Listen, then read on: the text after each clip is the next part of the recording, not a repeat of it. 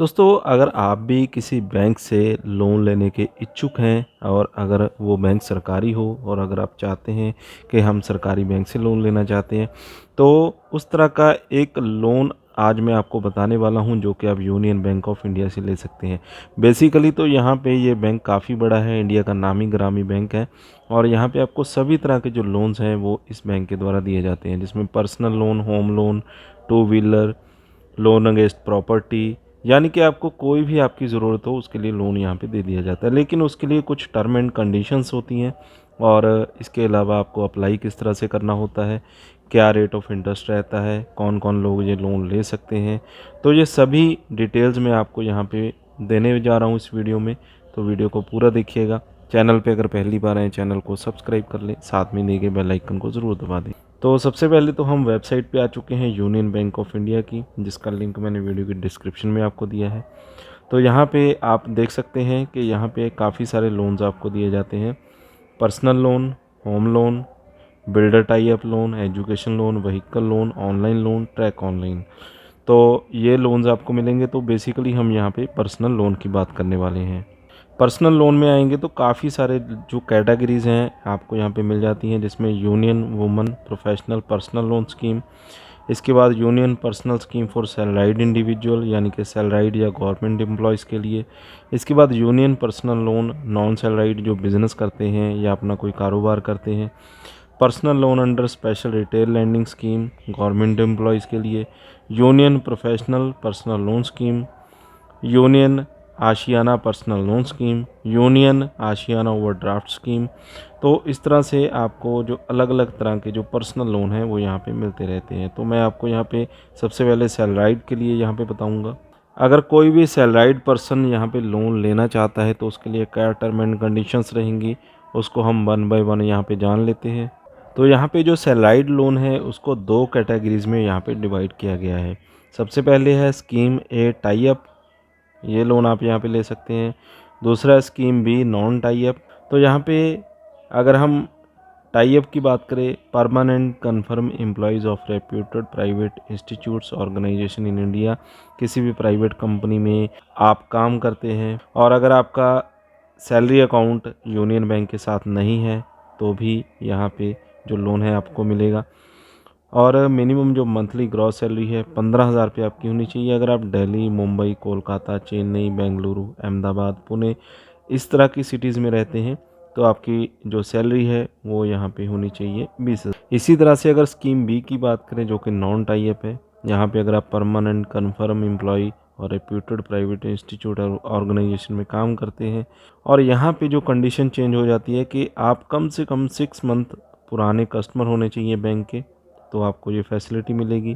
और आपका जो अकाउंट है वो मेंटेन होना चाहिए बैंक के साथ, यानी कि जितना भी आपको बैलेंस रखने को बोला जाता है वो भी आपको अगर आपने रखा है एटलीस्ट 6 मंथ तो भी यहाँ पे आप एलिजिबल हो जाते हैं लोन के लिए।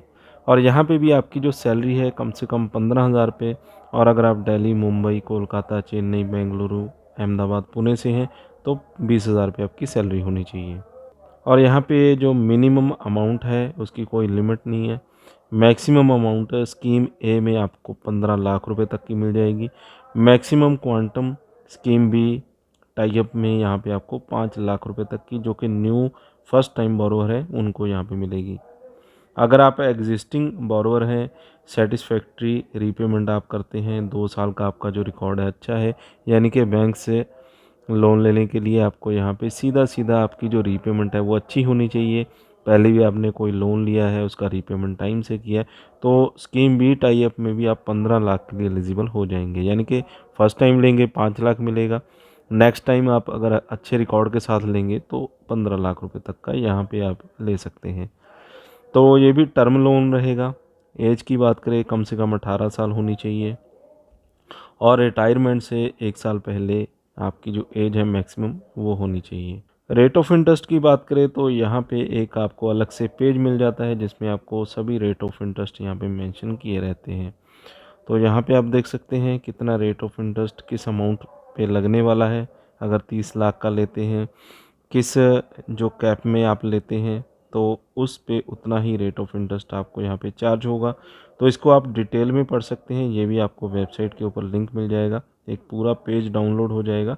काफ़ी डीप है ये और इसको आपने ध्यान से पढ़ना है। और इसी में आपको 2 व्हीलर, 4 व्हीलर, इसके अलावा और भी जो लोन्स हैं उन सभी के रेट ऑफ इंटरेस्ट यहाँ पे पता चल जाएंगे। और इसी के साथ जो रीपेमेंट का टेन्यूर है 60 महीने का मैक्सिमम रख सकते हैं, यानी कि 60 किस्तें बनवा सकते हैं। और मोराटोरियम यहाँ पे अलाउड नहीं है, ये भी यहाँ पे इन्होंने बता रखा है।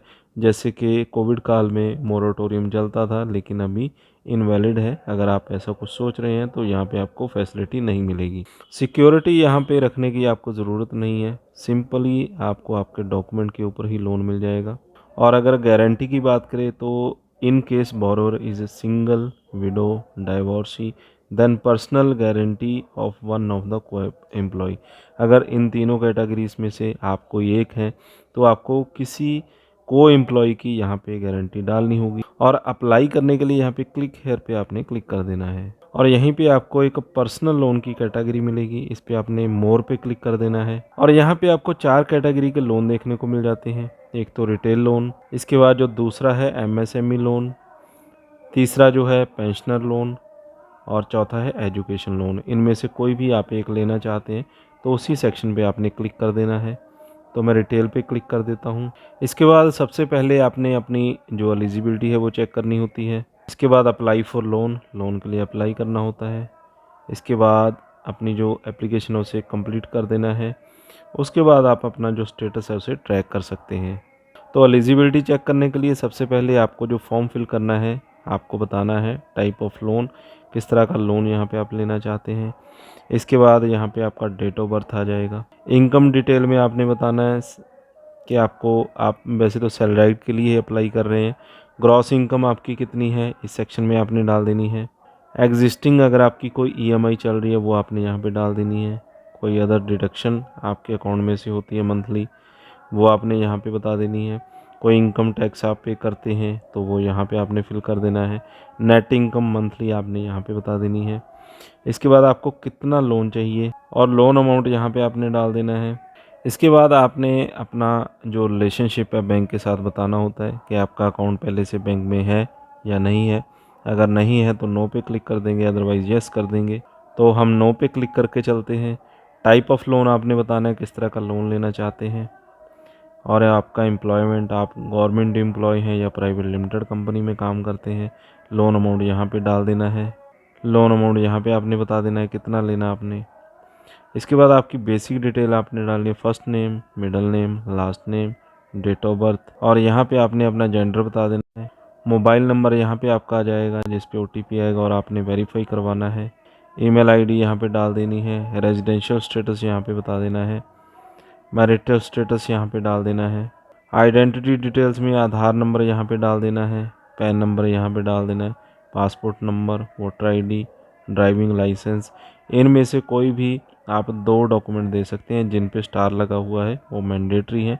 इसके अलावा बाकी के छोड़ भी सकते हैं। इसी के साथ आपने एड्रेस डिटेल यहाँ पे डालनी होती है। प्रेजेंट एड्रेस आपका क्या है, एड्रेस लाइन 1 में, एड्रेस लाइन 2, आपकी स्टेट कौन सी है, सिटी यहाँ पे बता देनी है, आपकी डिस्ट्रिक्ट, पिन कोड यहाँ पे डाल देना है।